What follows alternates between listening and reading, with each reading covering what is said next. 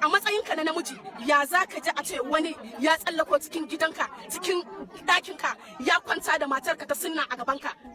To labari da dumi-dumi a halin yanzu shine wata fitacciyar 'yar TikTok mai suna Hamdiya Sharif ta caccaki gwamnatin Sokoto kan kyale al'ummanta da ta yi 'yan ta'adda suna shiga 'yan ƙauyen suna yi wa mata fyaɗe suna sace musu dukiyoyi da sauran abubuwan cin zarafi. A cikin faifan bidiyon da ta sake dai an ji ta kira sunan gwamnan Sokoto mai suna Ahmad inda ta gaya masa cewa ga halin da waɗannan al'umman nashi suke ciki.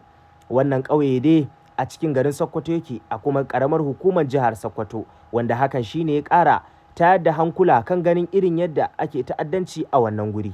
A cikin babban bidiyon nata dai ta bayyana wa al'umma sunan garin, inda ta ce sunan garin shine Sabon Birnin Daji a ƙarƙashin ƙaramar hukumar Wurno a jihar Sokoto, wanda a halin yanzu fa a comment section da muka leƙa abubuwa babu daɗin ji, domin ana ta kiraye-kiraye kan cewa gwamnatin Sokoto ya kamata ta zo ta duba lamarin waɗannan bayan Allah. To masu sauraro ba tare da ɓata lokaci ba, ga nan faifan bidiyon Hamdiya sai ku gane wa idonku, amma kafin nan ku daure ku danna min following. Ahmad Aliyu, a matsayinka na mai hankali, a matsayinka na mai ilimi, a matsayinka na shugaban da Allah ya dora wa shugabanci, a matsayinka na uba, musulmi kake, ka san gaskiya. A matsayinka na namiji, ya za ka ji a ce wani ya tsallako cikin gidanka, cikin ɗakinka, ya kwanta da matarka ta sunna a gabanka, kai ma da zuciya a kirjinka, ya za ka ji?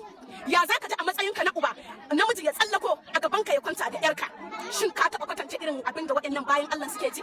A ce akan abin da yake faruwa a ƙauyukun nan babu wani naka da ya taɓa zuwa ya yi musu jaje. Sabon birnin Gobe karamar hukuma ce a local government Wurno, babu wanda bai san da zamanta ba, domin kuwa sabon birnin Daji ko sorry babu wanda bai san da zamanta ba, domin kuwa an kawo akwatin zaɓe kuma an yi zaɓe a mazaɓar.